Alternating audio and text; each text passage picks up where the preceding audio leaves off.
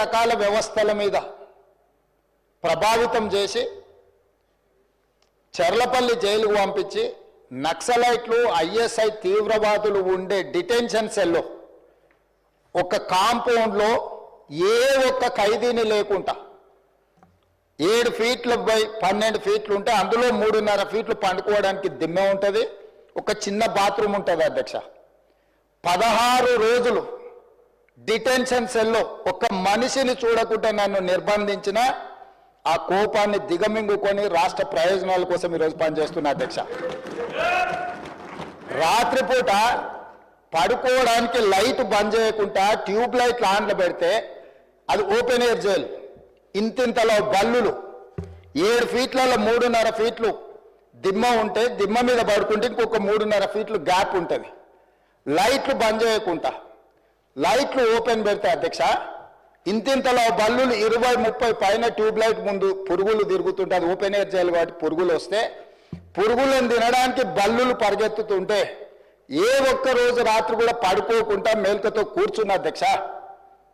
బయట constable light బంద్ చేయవా పడుకుంటా అంటే లేదు సార్ పైనుంచి ఆదేశాలు ఉన్నాయి, ఆ ట్యూబ్ లైట్లు బంద్ చేస్తే మీరు పడుకుంటారు కాబట్టి ట్యూబ్ లైట్లు ఆన్లోనే పెట్టమని. ఆ ట్యూబ్ లైట్ స్విచ్ బయట ఉంటుంది అధ్యక్ష, లోపల ఉండదు.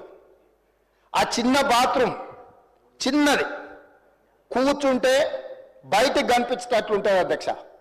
ఒకసారి నేను ఎమ్మెల్యేల హోమ్ కూడా నా దగ్గర ఉంది కదా, ఎమ్మెల్యేలను నేను తీసుకెళ్తా, మంత్రులను తీసుకెళ్తా. ఏ జైల్లో ఐఎస్ఐ తీవ్రవాదులను కరడుగట్టిన నక్సలైట్లను బంధిస్తారో పార్లమెంట్ సభ్యుని నన్ను 16 రోజులు అందులో బంధిస్తే 16 రోజులు రాత్రిపూట ఏ ఒక్క రోజు పడుకోలేదు అధ్యక్ష.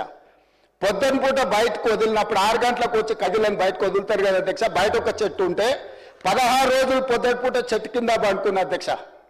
అయినా నేను కోపం ప్రదర్శించలే. ఇవన్నీ కూడా దేవుడు అనేటోడు ఉంటాడు, చూస్తాడు, అంతకు 4 ఇంతలు అనుభవిస్తారని నేను అనుకున్నా. సరిగ్గా నేను ప్రమాణ స్వీకారం చేసే రోజే నా మీద కక్ష సాధించిన వాళ్ళని దేవుడే చూపించి దావకంలో షరీక్ చేపించిండు అధ్యక్ష. నేను ఎవరిని ఏం అనాల్సిన పని లేదు. మొదటిసారి నన్ను జైల్లో ఎన్ని రోజులు పెట్టిండ్రో వాళ్ళకి తెలుసు. నా బిడ్డ లగ్గం ఉంటే కూడా లగ్గానికి ఇంటరిం బెయిల్ 2 గంటలు పోయి లగ్గం చూడడానికి కూడా అభ్యంతరం పెట్టి ఢిల్లీ నుంచి న్యాయవాదులను తీసుకొచ్చి ఇక్కడ వాదించి ఆయన బిడ్డ లగ్గపత్రిక రాసుకోవడానికి కూడా వెళ్ళడానికి వీల్లేదు అని చెప్పి కోర్టులో వాదించిన వాదనలు అక్కడ ఉన్నాయి అధ్యక్ష. కోర్టు నాకు కండిషనల్ బెయిల్ ఇచ్చింది అధ్యక్ష. చర్లపల్లి జైలు నుంచి ఎన్కన్వెన్షన్ ఫంక్షన్ హాల్కి పోయి నా బిడ్డ లగ్గపత్రిక రాసుకొని అక్కడ నుంచి సీదా మళ్ళీ చర్లపల్లి జైలుకు పోయిన అధ్యక్ష. రాజకీయ కక్ష సాధింపు మీద నాదా? నా బిడ్డ లగ్గానికే పోకుంటే నన్ను అడ్డుకున్నా ఎవరికైనా అధ్యక్ష, మన పిల్లలకంటే మనకేముంటుంది అధ్యక్ష ఈ భూమి మీద? నా బిడ్డ లగ్గానికి లగ్గపత్రిక రాసుకోవడానికి కూడా అడ్డుకుంటే కూడా నేను మిమ్మల్ని ఏమనలే. నేను పార్లమెంట్ సభ్యుడిగా ఉంటే, పార్టీ వర్కింగ్ ప్రెసిడెంట్గా ఉంటే ఎవరో జర్నలిస్టు డ్రోన్ ఎగిరేసి వాళ్ళ విలాసవంతమైన బంగ్లాల వివరాలు తీసుకొచ్చి నాకు అందిస్తే వాటిని పత్రికలకు విడుదల చేసిన పాపానికి నన్ను అక్రమ కేసులు పెట్టి అదే చర్లపల్లి జైల్లో డిటెన్షన్ సెల్లో పెట్టారు అధ్యక్ష. 16 రోజులు నిద్రలేని రాత్రులు గడిపిన పార్లమెంట్ సభ్యుడిగా, పార్టీ వర్కింగ్ ప్రెసిడెంట్గా అయినా నేను కక్ష చూపించలేదు అధ్యక్ష. నిజంగానే నేను కక్ష చూపించదలుచుకుంటే మీ కుటుంబంలో ఒక్కరు కూడా బయట ఉండరు అధ్యక్ష. అందరు చర్లపల్లినే. నేను ఎలా ఎన్నికల ముందు చెప్పినట్టు మీకు డబుల్ బెడ్రూమ్ ఇల్లు మీరు పేదలకు కట్టియలే, మీ గ్యారంటీ కట్టిస్తే మీ కుటుంబానికి డబుల్ బెడ్రూమ్ ఇల్లు అని చెప్పుంటే అధ్యక్ష. ఎన్నికల హామీలు అమలు చేయలేదంటుంది కదా అధ్యక్ష. ఎన్నికలప్పుడు ఈ హామీ కూడా ఇచ్చిన.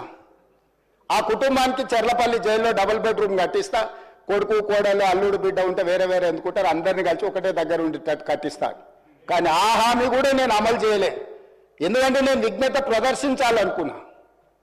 ఈ అధికారం ప్రజలు ఇచ్చింది ప్రజల సంక్షేమం కోసం, తెలంగాణ రాష్ట్ర అభివృద్ధి కోసం, పారదర్శకమైన పరిపాలన అందించడం కోసం నాకు అధికారం ఇచ్చిండ్రు. ప్రజలు ఇంత పెద్ద అధికారాన్ని, ఇంత పెద్ద బాధ్యతను ఈ వయసులో నాకు అప్పచెప్పింది నా కోపం కోసమో, లేకపోతే నన్ను నా పట్ల వాళ్ళు వ్యవహరించిన విధంగానే వాళ్ళ పట్ల నేను వ్యవహరించడానికి ప్రజలు నాకు అధికారం ఇవ్వలేదని విచక్షణను ఉపయోగించి ఈరోజు కూడా వాళ్ళ మీద ఇంతవరకు అక్రమ కేసులు పెట్టలేదు అధ్యక్ష. కానీ సొంత పార్టీ ఆఫీసులో కూలీ మనుషులను తెప్పించి రికార్డ్ చేయించి పచ్చి